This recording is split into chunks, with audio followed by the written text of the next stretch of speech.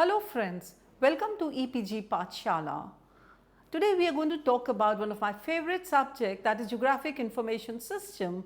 We are going to be introduced to this, and I am Dr. Seema Mehra Parihar, who specializes in natural resource management and remote sensing in GIS.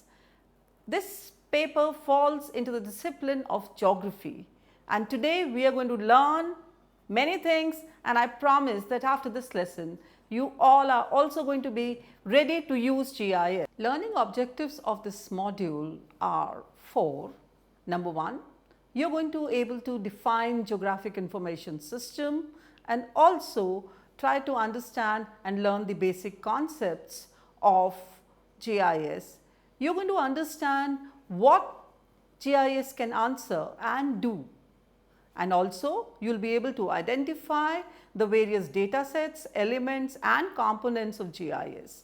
In addition, you will be able to visualize the relevance of GIS and be able to list some GIS software. Dear friends, are you using GIS? According to me, we all are using GIS knowingly or unknowingly. Why? Because it's all there in the world wide. There are number of places, there are number of reasons that we are using GIS. Number one is why? Because the theoretical and technological advancements are taking place so rapidly that today no one can stop without knowing GIS, and GIS is interdisciplinary in nature. It's not only we geographers the ones who study GIS, but it's all of us, many disciplines, and we also borrow from many disciplines. GIS is all location, and everything around us is location, location, location. The data says that 80% of the decision making that we take today is based on location. Now you have a map adjacent to you. It's been taken from Google Map on 11 June.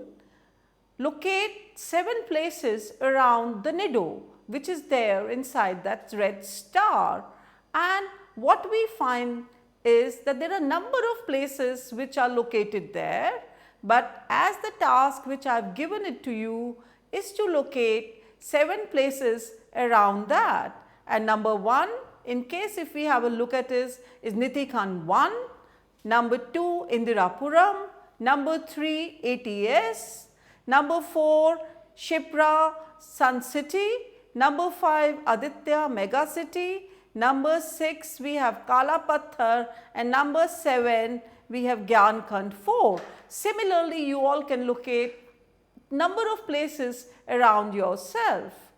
Now let's go ahead and let's try to understand what is GIS.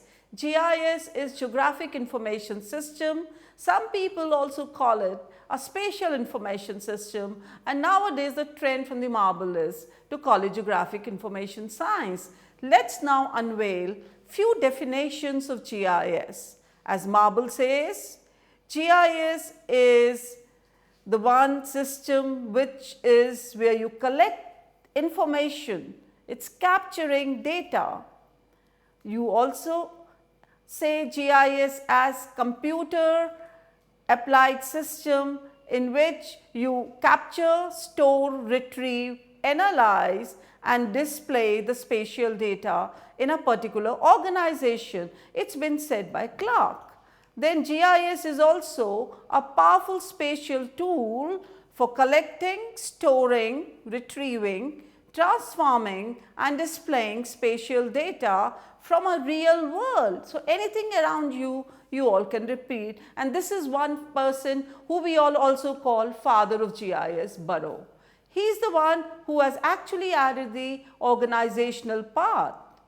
Another definition of GIS which I want you to look at it is GIS is a computer based system that provides us sets of capabilities to handle georeference data, data input, data output, data management, data manipulation and also analyzing the spatial data.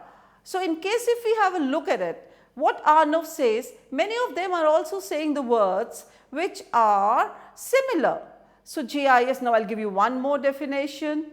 GIS is an information technology which stores, analyzes and displays both, to be noted, spatial and non-spatial data. So, in case if we have a look at it, this was the definition given by Parker, but I am sure after looking at these definitions, now you all are in a position to make your own definition. And now for the definition, you do not need many words, my friends. What you all need are only these 6 alphabets.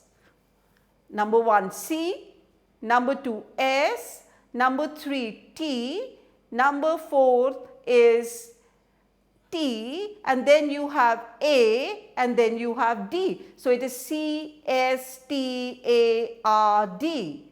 So, now what are these words? I think so that you all can definitely know these words because you have just gone through all those definitions given by a great academician. C is capturing data, S is storing data, R is retrieving data, T is transforming data, A is now collecting together and analyzing data, D is displaying both spatial and non-spatial data in GIS environment. So, now what is important for us to remember are only these 6 alphabets C, S, T, A, R, D. Let us move ahead now. GIS is one discipline which has definitely gone ahead and have taken the knowledge base from number of disciplines. One is of course geography, second is the computer sciences, third is mathematics, civil engineering, surveying, economics, town planning, agriculture and so on and so forth. Only because of that you have number of disciplines taking and using GIS, but calling it with some other name. Now, let us just come to know and just go through those names which are so similar to the subjects which we are getting introduced to today. Number 1 is multi-purpose geographical data system. Number 2, computerized GIS. Number 3, image-based information system. Some also call it a land resource information system as a subset. Natural resource academicians call it natural resource management information system. Some call it a spatial data handling system. And other people call it spatial information system, environmental information system, automated GIS. And also some people call it as knowledge-based GIS. So, dear friends, anything that you do, so the only 3 things which we have to remember is GIS stand for geographic, that is location, information, that is we want to infer something from it. It is a system, it is a computer based environment in which we all go ahead. So, now let us know what answers can GIS answer and we all can find. As I told you dear friends earlier 6 alphabets, here I am going to tell you 5. So, remember, please make a note. Now, we are into 6 plus 5, 11. Now, what are these 5 alphabets? These are L, C, P, T and M. So, what does this mean? What are these words? What does this mean by L, C, P, T and M? L is of course the first word which I said you cannot do without it, that is location. That is so important, and as geographers we all know the latitudes, longitude or any other cardinal points that we all want to go ahead with. Dear friends, that is something which you all have to always remember. Now, where are you located? Where is India located? Where is USA located? Where is Gujarat located? Where is River Nile? Are the questions which are so very much related to location. After this, the second question that comes into our mind is C, that is condition. Condition, where is it? As we all know, relative location we all are knowing.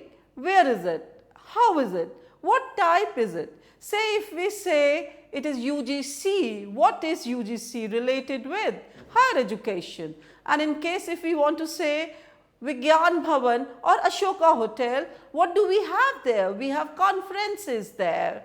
In case if we talk about Kashmir, it's a state that is heart of India, which lies in the northernmost region.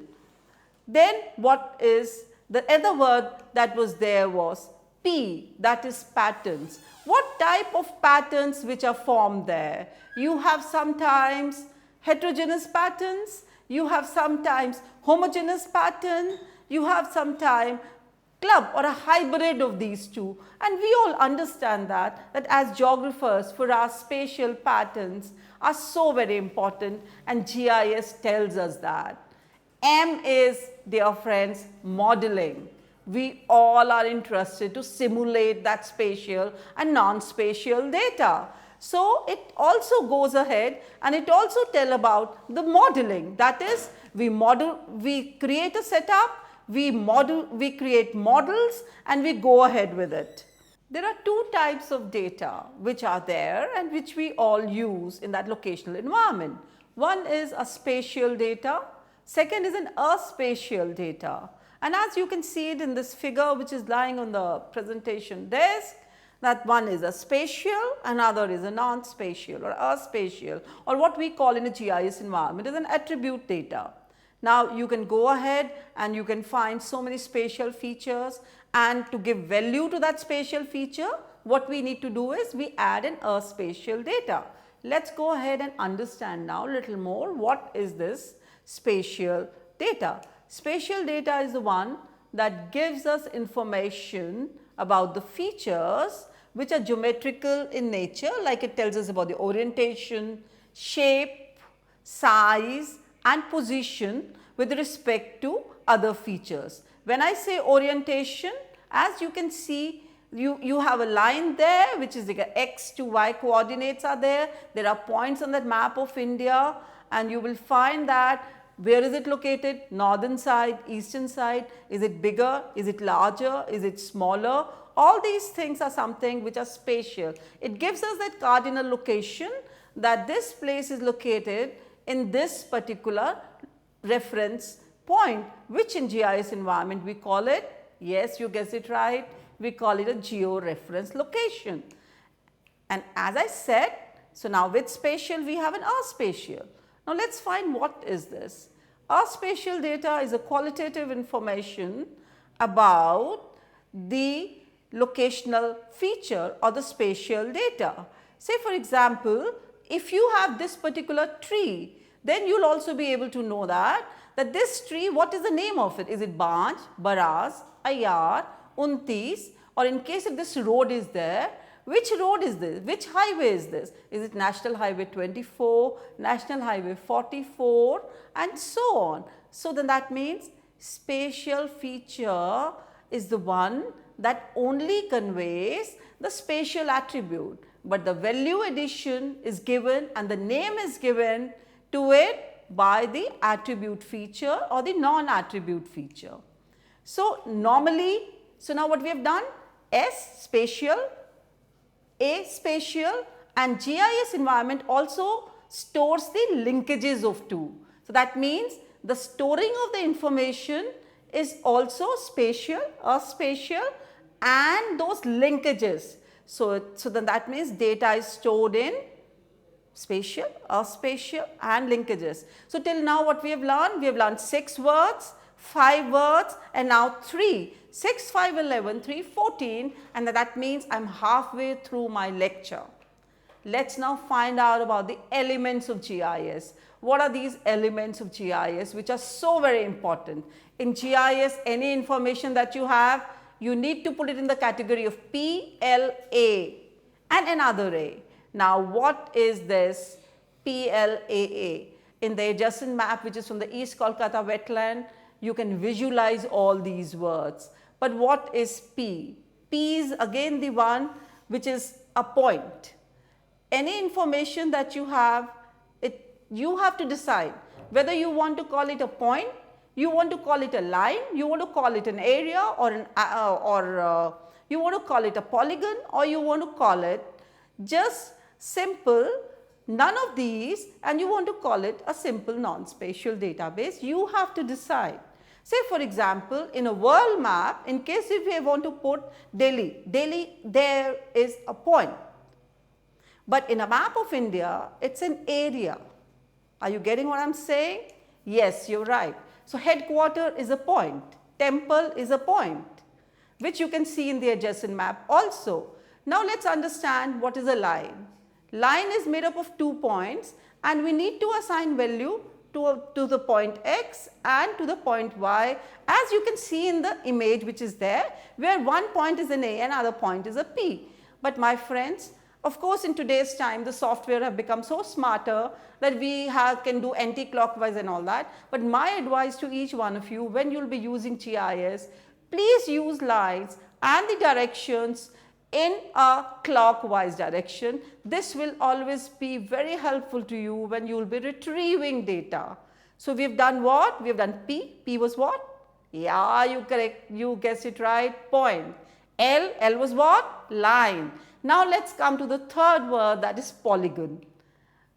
Polygon is something, in GIS environment we use it as polygon, otherwise we all know, dear friends, it is an area, and it is defined by lines, combination of lines. In the adjacent map of India, all those states which are there, you can create buffers, you can create overlays, and you can do all that, and that's something there. So, my friends, you all have to remember, point, line, area has no meaning, as I said you before, unless and until you give it a value with the help of non-spatial data, which in GIS environment we call it as the word starting with A and ends with E.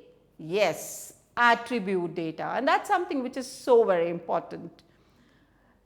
So, now after learning all these basics, this is what GIS is, and then we add on further to the components. So, that is one section. What we have learned? We have learned that what is important to us are these words CSTARD, LCPTM, and another one are point, line, area, and polygon. If we know this, then that means we are in the right direction, dear friends. So, now let us try to know the basic components of GIS. What are the basic components of GIS? As I told you, the basic components are hardware, software, network, data, people, and procedures. Here I like to tell you, do you know something? That till 1960, when it all started off either in Canada or USA, GIS never became popular. It never became a billion-dollar industry as it is today, only because people were missing, and that's what Burroughs said. Only because organizations never realized the potential of GIS. So, remember, everything is a waste in the computerized environment unless and until people like you and me get together and decide that we have to use it and we have to optimally use it. So, now let us move ahead a little more. That is, let us expand on the 5 GIS software modules. We will be expanding onto this further in the coming days to come when you will be seeing other lessons. But module 1 is, it was required for C. What was C? Capture, yes. So, the module 1 is data input and verification. That means this is a software that transforms various data to digital form. It also transforms the data, the spatial data and the non-spatial data in that environment which computer can decode and let us know easily. So, now what is the second module? Second module, after that what we do? We need to store data. So, the second module is the one which helps us in data storage and database management. How this data has to be stored, how it has to be organized in a database management system. That is what is the second. That means CS, S storing, darling, if you all remember. Module 3 is what? It is that data output and the presentation. How we all do that is something which is required and which this software tells us. Whether we are geographers, we want maps. Somebody wants tables, somebody wants figures, somebody is happy with a pie diagram, somebody with a bar diagram. And then in what form do we need? We need a printer, we need a plotter, That's another thing. So that's the module 3. Module 4 is the one which is so very important, and that's what something which you all have to always remember is the power of GIS. As GIS is something where we are overlaying one layer over another. So those layers one over the other and the other and the other is something which is so very important. And in case GIS helps us in transformation, it helps us in transforming scale. Say I have a map, I have one layer from a Census of India map with an RF 1:50,000. Another map which I am having it from the Forest Resource Department, which is a 1:25,000. Another map which now we become so, this thing is 1:10,000. So GIS is such a powerful tool that we all can change a scale accordingly, and that's something which we all should definitely do before we try to overlay an image. Then GIS also helps in putting the projections together. In case if this one projection is cylindrical, another projection is a conical. Of course, we cannot overlay one map over the other with half of the map going wasted. So what we do is we overlay that. GIS helps us in doing that. Isn't it powerful? So please use it. Logical retrieval of data. Now you have not to make your thematic maps by drawing one with a one outline boundary, and in case if I have done it wrong, I again do it the next sheet. It's so easy. Just retrieve it from your previous boundary. That's what geographic information system is all about. Then it's also application oriented. What the user wants. That's something with GIS, I think so, is so very important. It helps us in removing errors. It helps us in bringing them update. Say for example, I made a map. I've constructed an atlas in 2013. Today it is 2017. I want to add on to that data, and I'll be able to do it. Sex ratio we know is so horrible, but again some regions are coming up. I would like to put that. I can easily unveil that by updating information, and that's the reason why we all are studying geography is so important. To match them to other data sets also, we all can definitely do that. If I have a 1:1 million information, I want to do that, I can do it. So GIS is something which helps me in doing all that. But as I was telling you before, GIS would not go ahead unless and until you and me decide and understand the importance of that. That means even today the capacity building programs of GIS are again going in the backstage. Why? Because we do not have enough manpower who's trained into that. So dear friends, there's a lot of potential in this, and I'm telling you now, these big projects which all are coming in this present government which is doing all these projects, GIS is something, so you all have to get trained into that. Management information is required, all those things have to be required. The queries inbuilt which are there is something which is so very important. We can update anytime, any information, any scenario I want to change with the recent time. Now as GST is getting introduced, I may be wanting to locate some industry somewhere, and I may be finding more research. I can just do that in case if I have put the data input right. You must have remembered in your 6th class, 7th class, 8th class when you were doing computer science, your friends. What do? Garbage in, garbage out, your teacher must have said. Similarly, if your spatial data, and if your spatial data is a garbage, is incorrect georeference, then it's very dangerous. So please remember, be slow, zoom your information and then input that, and that's something which is so very important. Now the question is that why do we need GIS? Of course, I know that you all know this by now, because every object present on this earth which is there is georeference, and it can be georeference. And georeference, if you remember your lesson which has been there till now, is simply a coordinate reference system, and more than 80% of the information, any decision, all these mega projects which are being taken place nowadays are making use of GIS. Do you know all those apps which you are making use of by ordering your food is making use of that. Second reason, which is so very important, is that every spatial question can be answered by GIS. For example, where should I first launch my product, anybody want? Or you also want to know which college should I study in? Or you want to go which university in the world should I go in? Should I go to Harvard? Should I go to Columbia? Or should I study in IIT? Should I study in IIM? that can be answered. Then every Earth spatial question can also be something which can be answered by GIS. For example, in case if you want to know what is the average number of students who are studying this subject, remote sensing and GIS, in their post graduation, you can also find that. And that's something which is so very relevant. And dear friends, if you just want to know, now you all have become very smart and you all want to now start up with the startup which Modi government has given us, where to do, what startup, make use of GIS and you'll be able to do it. Another thing is that GIS is an exceptional predictive capability. When I say that, because it's giving us a prediction in a spatio-temporal framework, where, what, when, it also tells us that, and that's something which is this thing. So now the question is, why do we need GIS? Why, and why it is still not there? Because it reduces my work, it reduces data redundancy, it also helps me in data integration, it also helps me in maintaining data consistency, it also helps me in capabiling and telling me where to target what. It also enhances my capability. Remember, you all studied economics, if not, but there is one principle which is there, and that's called a principle of opportunity cost. What is that principle? Maximum returns at every place in an optimum way, and that's what GIS enables you to do, especially in the today automated environment.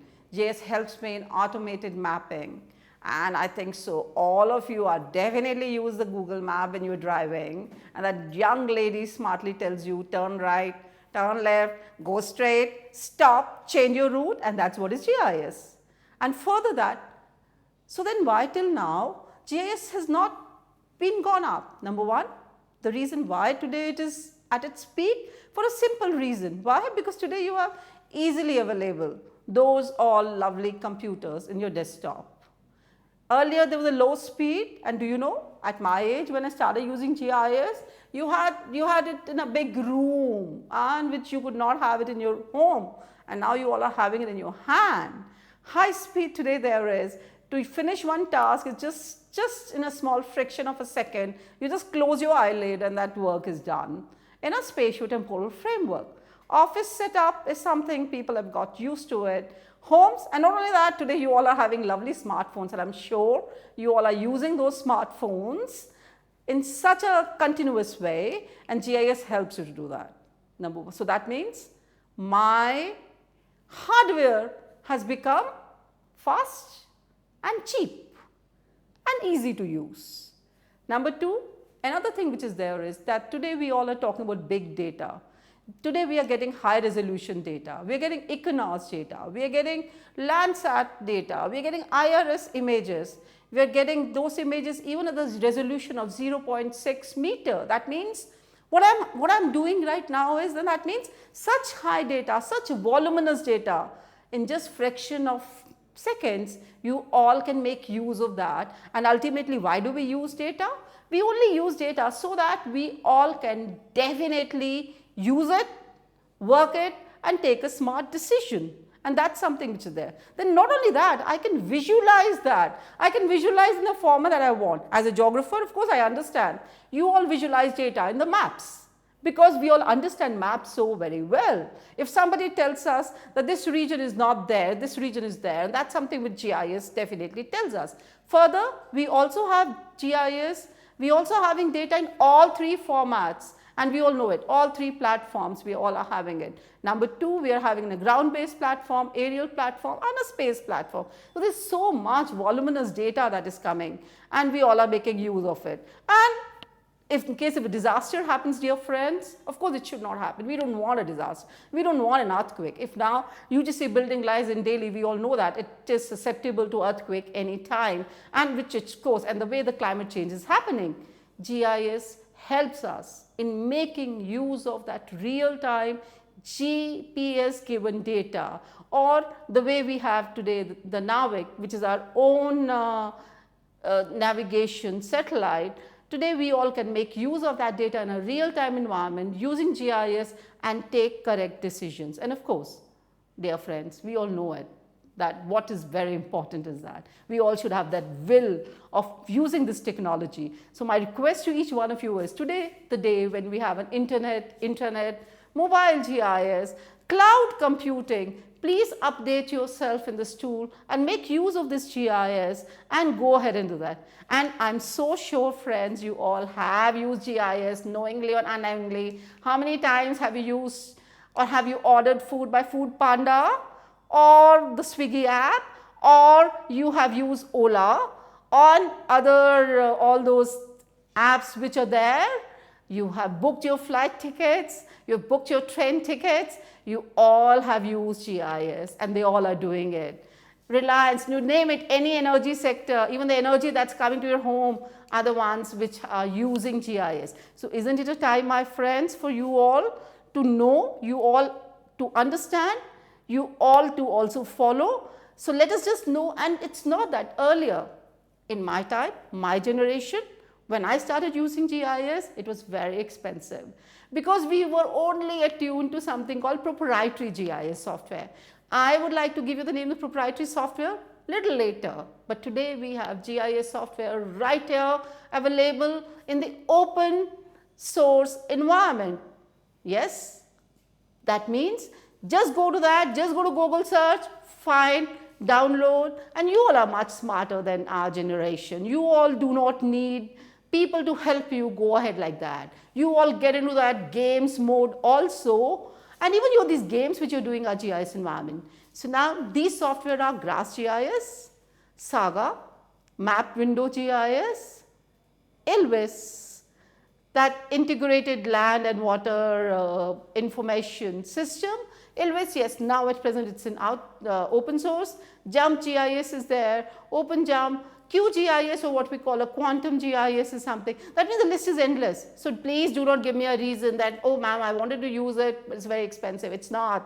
So now let's come to proprietary software. That means the companies which are slightly this thing. So we have Autodesk product, which include Map 3D. Then you have further the Topofolia, you have AutoCAD. You have other software which are there, you've got Bentley system which again are giving us the products. Of course, these are the products which are slightly expensive, dear friends. But my request to each one of you is, when you go into the high-end need and high-end requirement for your startups or the other requirements, you will be needing little more applicability.